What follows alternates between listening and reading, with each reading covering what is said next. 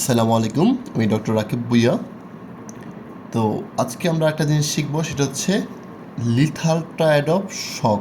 অর্থাৎ একটা শকের পেশেন্টের কোন তিনটা ফিচার থাকলে সেটা লিথাল হিসেবে কাজ করে এবং পেশেন্টের জন্য সেটা লিথাল হয়ে যায়।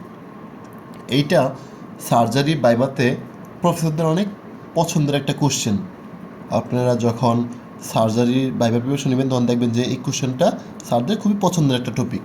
তাহলে আসলে আমরা জেনে নেই সেটা কি। লিথাল ট্রায়াড অফ শক বলতে কী কী বোঝায় বা কোন কোন ট্রায়াডকে অ্যাকচুয়ালি বোঝায়, এটা আমরা মনে রাখবো হচ্ছে সিএমএস দিয়ে। এটা মনে রাখবো হচ্ছে সিএমএইচ।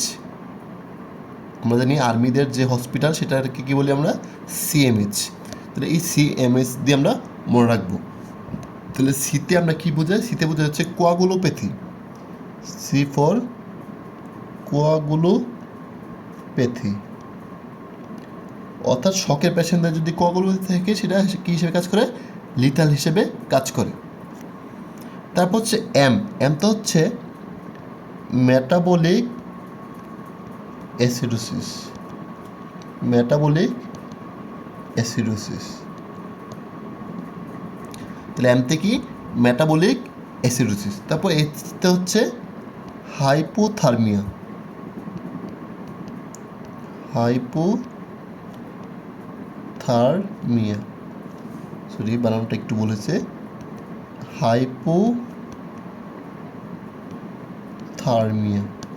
অর্থাৎ এই যে তিনটা সিএমএস, কোয়াগুলোপ্যাথি, মেটাবলিক অ্যাসিডোসিস আর হচ্ছে হাইপোথার্মিয়া, এই তিনটা ট্রায়াডকে বলা হয় লিথাল ট্রায়াড অফ শক। তাহলে আশা করি আজকের পর থেকে আপনাদের এটা আর কারো কোনো ভুল হবে না এবং সবার ইনশাআল্লাহ মনে থাকবে। তো সবাইকে অনেক ধন্যবাদ। আসসালামু আলাইকুম।